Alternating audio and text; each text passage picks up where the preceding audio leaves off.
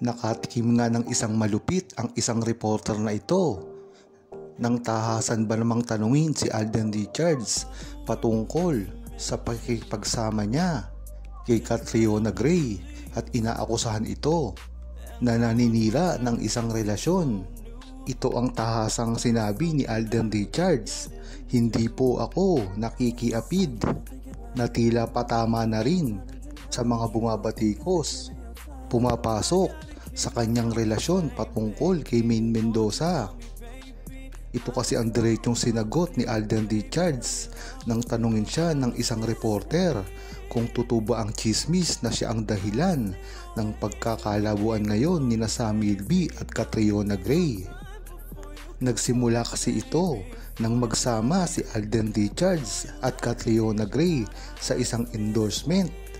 Nang makasalubong ito ng isang reporter ay agad-agad tinanong ng nakakagulat na tanong si Alden Richards at hindi niya inaasahan na babarahin siya at ipapahiya ni Alden Richards dahil na rin sa hindi niya paggalang sa totoong relasyon nila ni Maine Mendoza. Dapat nga ay minsan talaga ay gawin to ni Alden Richards at Maine Mendoza nang maging aral at hindi sila basta-basta binabastos na lang ng ganun-ganon. Pagkakataon na ni Alden Richards at Maine Mendoza maging matapang din pagdating sa mga tanong ng mga pabalang ng mga reporter na walang ibang ginawa kung hindi sirain at maliitin ang tunay na relasyon nila ni Maine Mendoza.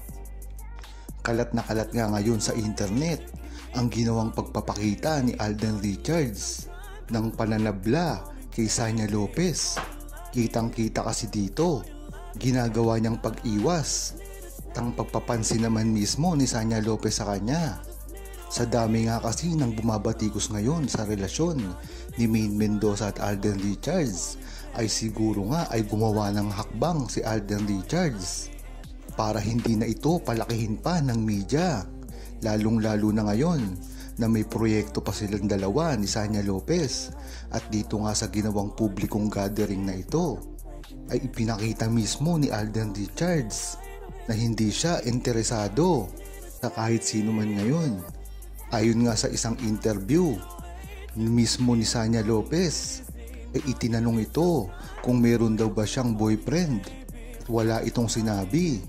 Kaya alam natin na si Sanya Lopez ay nag-iingat rin ngayon dahil nga naman babalikan siya ng mga True-Blooded Aldam Nation kung siya pa ay tuluyang magpapakyut kay Alden Richards na alam naman natin na talagang dinidepensahan ng buong Aldam Nation buong taon dahil sa paninira sa totoong relasyon nila ni Maine Mendoza.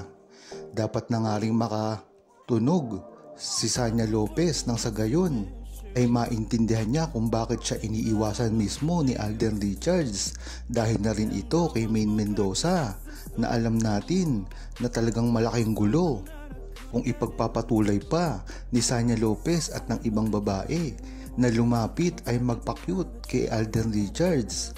Ganon din naman si Alden Richards. Kahit nga ito ay napapartner ngayon sa napakaraming babae, ay talagang ipinaglalaban niya pa rin si Maine Mendoza at hindi basta-basta kikisama sa ibang babae.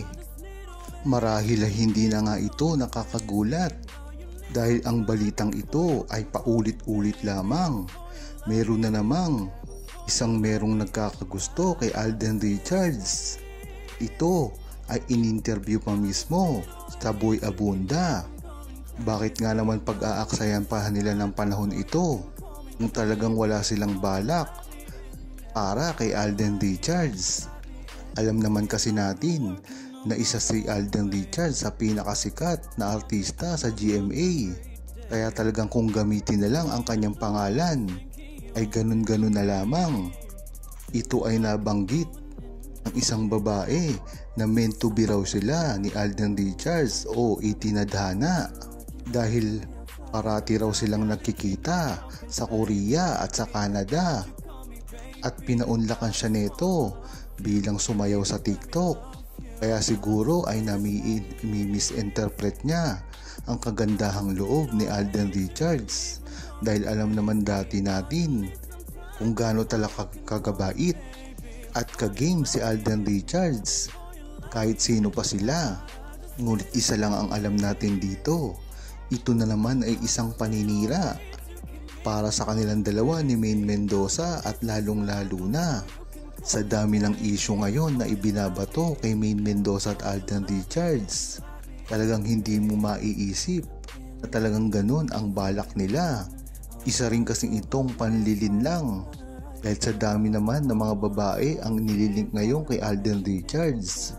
Baka mawala na at sumuko na ang buong Aldab Nation. Mapumayag na rin ito kung sino man ang itatambal sa kanya. Hanggang ngayon nga ay ilag pa rin si Maine Mendoza at Alden Richards sa mata ng publiko.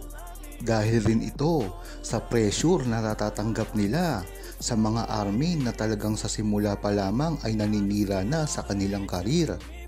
Kaya naman medyo ingat na ingat din si Alden Richards at Maine Mendoza dahil ito rin kasi ang makakasira sa kanilang karir. Lalong-lalo na kay Alden Richards na ngayong nabit na ni Marian Rivera at Ding Dong Dantes ang kanilang movie ni Kathleen Bernardo ay tuluyang lalagpak siguro ang karir ni Alden Richards kung lalabanan pa nila ang bashers. Dahil makakakuha lamang ng simpatya ang mga bashers nila at magkakaroon ng pagkakataon ang mga naninira sa kanila na lalo pa silang sirain, lalong-lalo na sa social media. Kaya maganda rin ang ginagawa ngayon ni Maine Mendoza na tahimik lamang sa mga nangyayari at ganun din si Alden Richards. Bagamat bokal si Alden Richards ngayon sa nangyayari sa kanyang karir at sa mga paparating na kanyang proyekto, ay hindi naman natin siya nakikitaan ng pag-amin ngayon. Bagamat ganun din ang nangyari dati dahil inamin niya rin mismo si Maine Mendoza sa kanyang mga interview at ganun din si Maine Mendoza sa kanya. Kaya isang palaisipan pa kung ano ang magiging move ni Alden Richards at Maine Mendoza sa kabila ng mga paninira sa kanila at ang sitwasyon nila ngayon nang sa ganun ay hindi sila magkamali at lalong mabash ng tuluyan sa publiko.